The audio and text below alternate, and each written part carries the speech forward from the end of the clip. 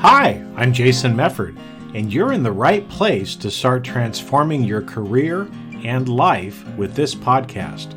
I've been in the trenches as an executive leader, and now I'm an executive coach and confidential advisor to executives all over the world. I use a multidisciplinary approach to improve learning that drives transformation by getting to the root cause in a practical, no-nonsense way. I love learning and sharing what makes people tick. You get both education and entertainment, since learning shouldn't be boring, right? But that's enough about me. This podcast is a combination of intuitive leadership, neural influence, and mental mastery to take your career and life to levels you've never thought possible. If you're wanting to improve yourself, develop stronger relationships professionally and personally, make quicker, better decisions, and become a more effective leader, then of course, this podcast is for you because you are going to learn how to manage emotions in yourself and others, avoid burnout, stress, and anxiety, master your mind, get people to listen and take action, and become a lifelong learner. And when you do that, you will have a positive mental attitude, executive leadership presence, and the skills to know exactly what to say and do in any situation. I'm glad you're here. So, let's get started.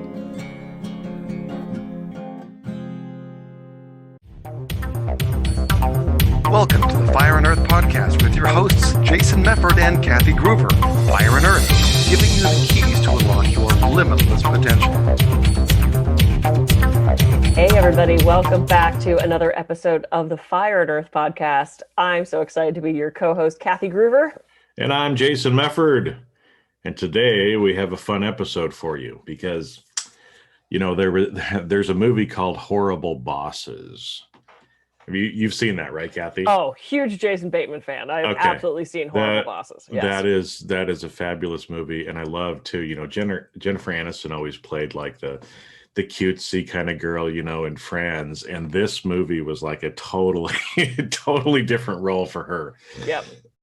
But it was one of those where you're just laughing, and I think it's so funny because so many of us can relate to working for horrible bosses. Yep. Okay. So I guess the question to start off is, some of those horrible bosses don't actually realize they're horrible bosses. So the question could be are you being a horrible boss? Wait, me? Not you. I'm just talking in general. Of course you're not. And of course I'm not, right? Oh.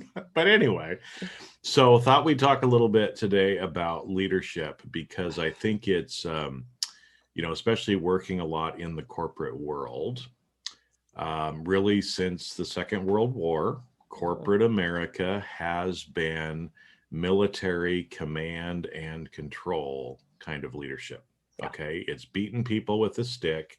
It's, instilling the fear of God in them that if they don't do everything right, they're going to get into trouble. And what we have seen is that is a broken model and no longer works. In fact, I was just talking to somebody yesterday about this, and, they were saying, especially younger people, they don't just listen because you have a title. Yeah. Well, duh, we never should have been, right? So thought we'd talk a little bit about that and how, leadership is really, when I teach this to people, at first they're kind of like, why are we talking about this? Because what I'll tell you is leadership is an inside out game.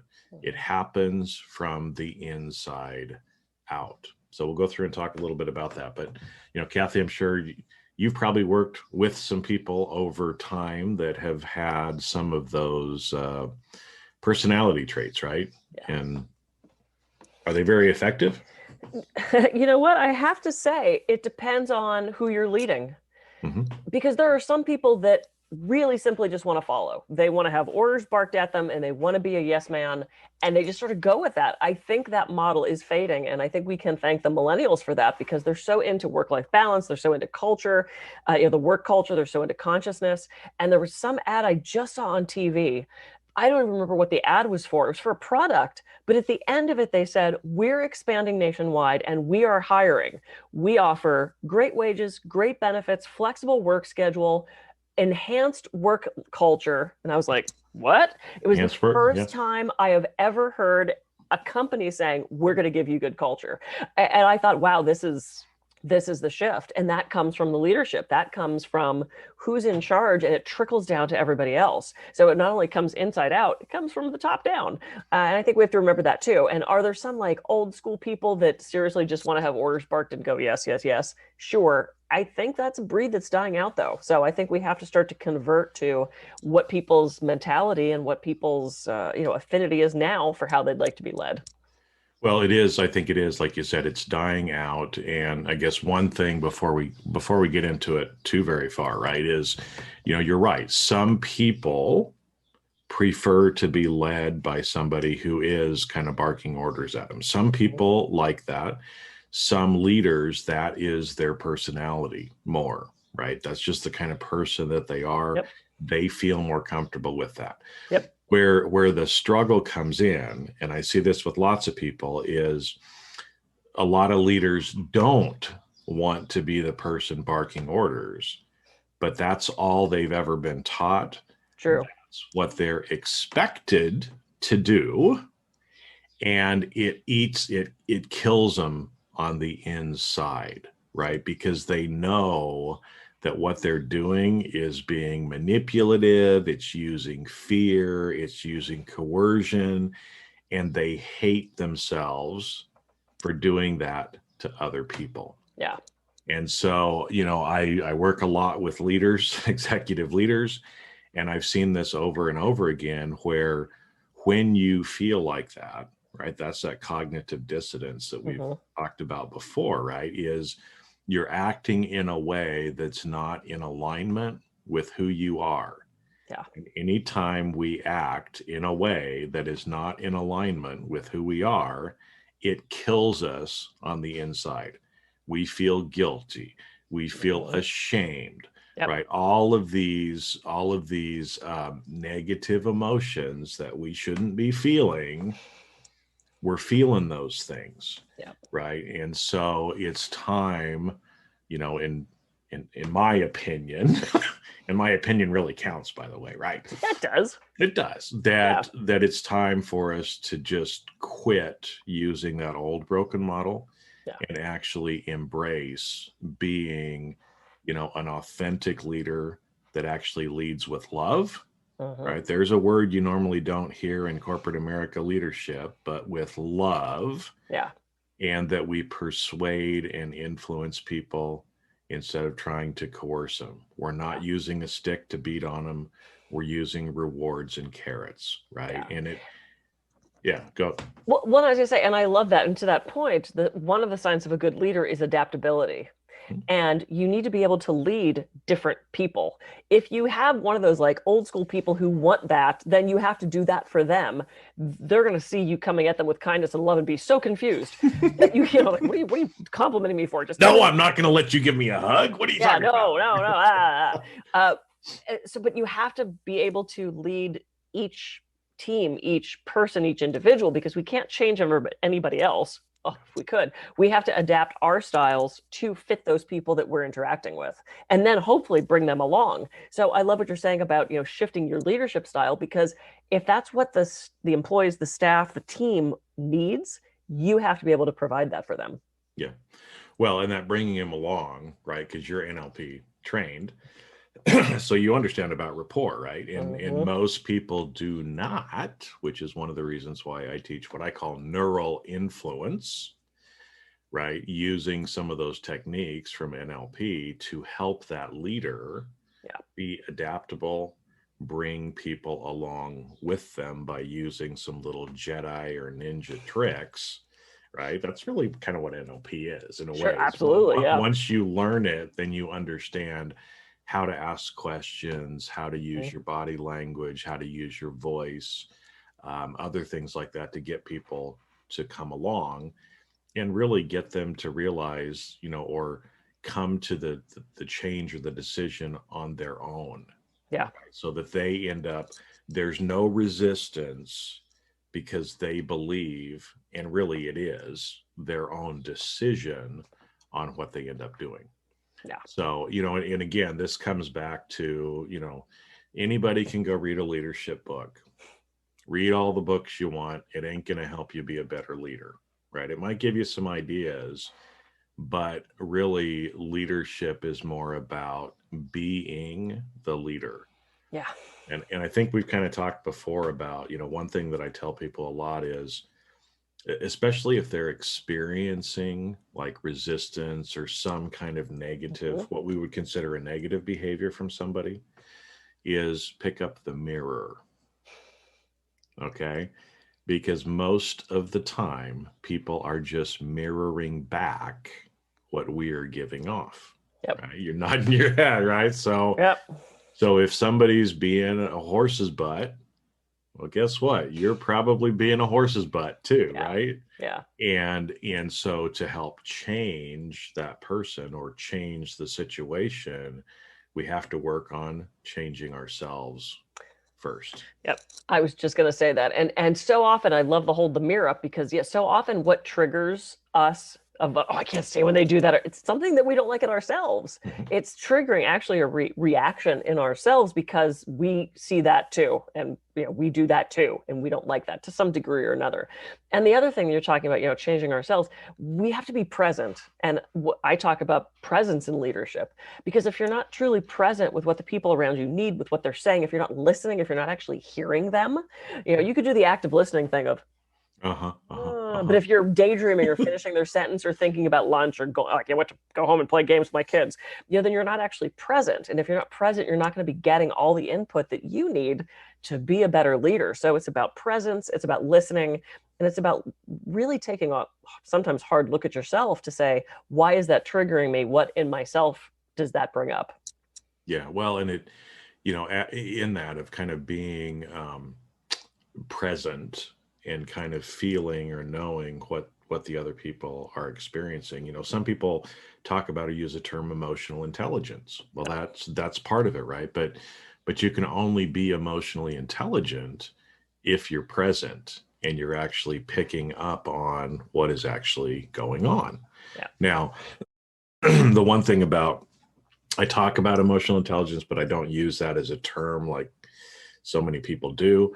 I like intuitive leadership instead. Nice. But it's there's a couple of misconceptions with emotional intelligence, which is, I think the first biggest one is most people think, yep, I'm going to learn how to be more emotionally intelligent so I can control other people's emotions. Yes, there is a piece to that. But again, if you go back, read Dan Goleman's book, look at some of the stuff that's out there, there's really about 5 steps to, or stages, things are related to emotional intelligence. 4 of the 5 are about you. Only 1 is about, identifying and understanding the emotions in others. Yeah. So it really does all start with ourself. And there's that whole thing. I don't know if you ever got taught this, but if I point to you, Kathy, what am I doing? I'm pointing 3 fingers back to me. Yeah. Right. So every time you point, we're actually pointing more to ourself. So that's probably why we should start with ourself. That's hard, Jason. It is hard. So for somebody that is maybe raised in an environment that was, hard-ass leadership and, that sort of drilled into you military sort of thing, how do you start to shift that? Is it just awareness that that's even what it is, and then you start to change from there? I mean, for someone who's stuck in that old-fashioned way of leadership that needs to change, how do you even begin with that person? Well, the first part is some awareness, right? Because again, unless we're aware, we don't know. Right. But if we stop at awareness, then all we then do, right? All we Yeah. do is feel guilty at that point, right? We're aware, but we're not doing anything about it. That leads to more guilt and shame. Yeah. But once you become aware of it, then you need help. Yeah. Okay. And like you said, it's hard to do leadership the right way because it takes work on your part. Right. That's why I run a program where it's teaching people concepts, having them practice the concepts, right? Because until we actually practice and incorporate it, we're not going to actually learn it and change and do Yeah. things different. Yeah. And so, that's part of it. And one of it, I'm not going to lie to you, it's hard at first, right? Just Sure. like anything else is hard right at Yeah. first. But the more you do it, the easier it gets. Mm-hmm. Now I'll tell you, because that point too is most leaders are lazy. Okay. And what do I mean by that? It's very easy to pick up a stick and Sure. beat people to get them to do something. Yep. It's easy to do that. Yep. And so that's why so many people actually will default back to that, right? Because it's easier to do in the short term. Yeah. But the minute you quit beating people with the stick, what happens?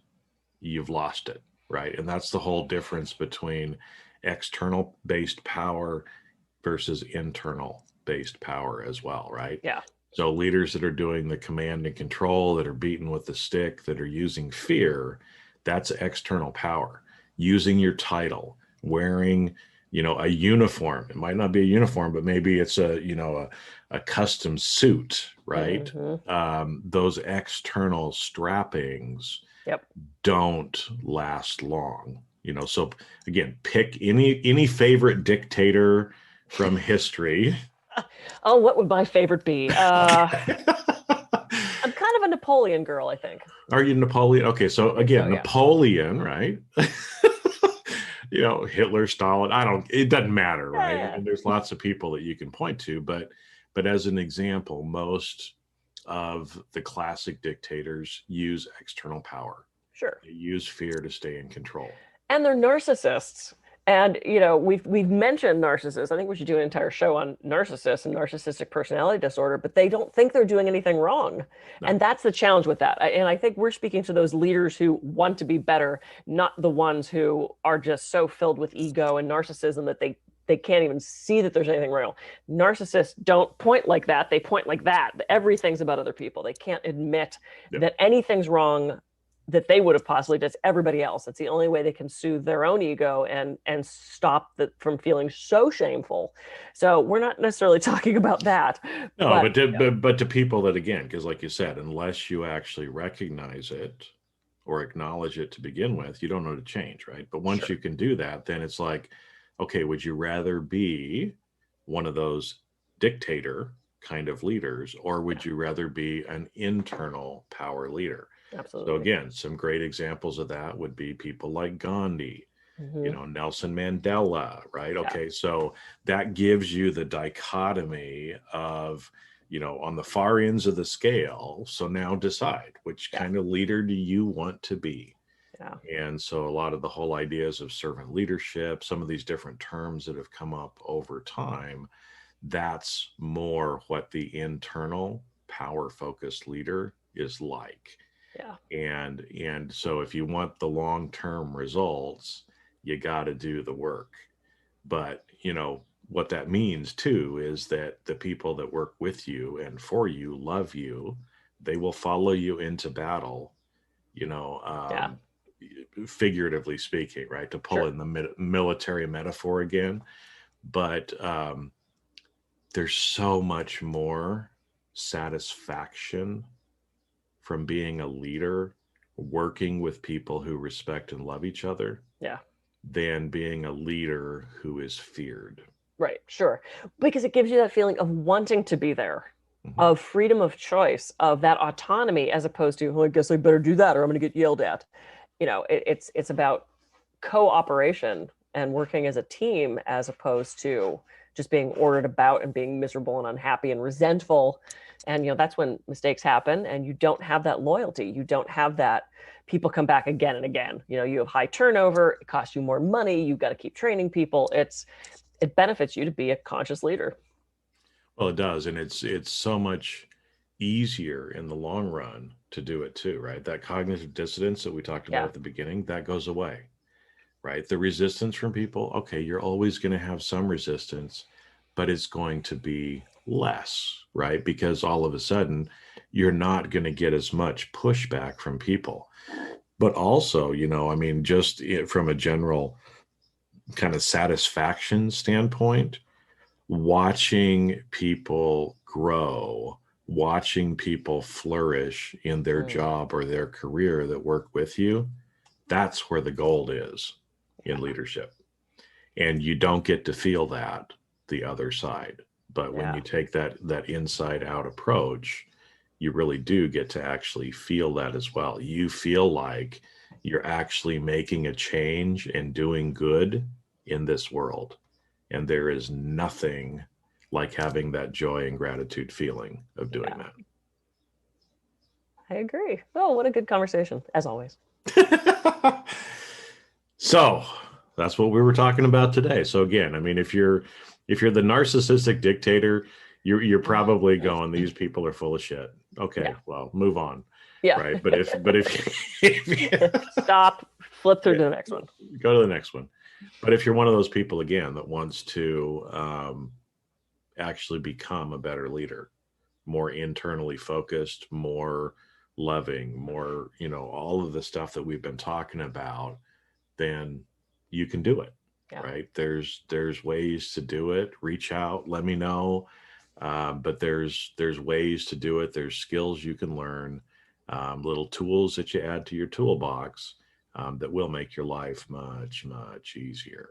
Yeah. And the life easier of those people around you. And when they're happy employees are better employees, right? So. They're more productive and they're more profitable, right? As well. There's been a lot of studies on both of those. Yeah. Yep. Well, at the end of the day, the money catches up to it. Sure. Absolutely. Absolutely. Yay. What a great conversation. How can people reach you, Jason? Well, they can reach me on my website, jasonmefford.com. I've never heard that before. They can find me there. And, we're always on LinkedIn, Facebook, wherever. I'm any place. Type my name in Google and you're going to find me. It's pretty easy to find me and just reach out and I'll let you know next steps, what you can do.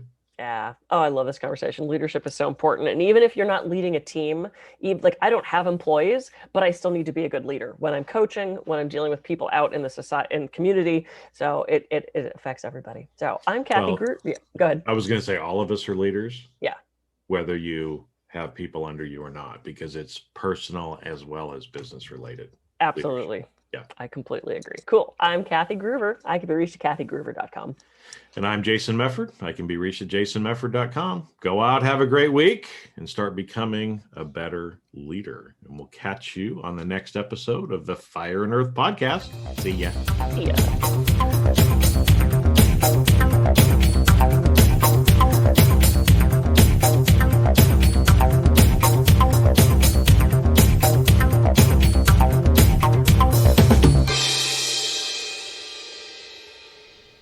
And that's a wrap. Thanks for listening to today's episode of Jamming with Jason. Keep on rocking in the audit world, and if you enjoyed this episode, please share with your friends and leave us a review on your favorite podcast platform. Connect with me on LinkedIn and let me know what you enjoyed the most about the podcast, and you may even be featured on a future episode. When you're ready to turbocharge your leadership development, join the Briefing Leadership Program, where you get access to everything in one place and can interact directly with me in the group. If you'd like to earn continuing professional education for listening to today's episode, head on over to C-Risk Academy's video on-demand learning platform at ondemand.criskacademy.com. Not only do you get a CPE certificate, but you will also have access to hundreds of video on-demand learning opportunities. The views and opinions expressed on this podcast are that of the individuals and not of their respective organizations.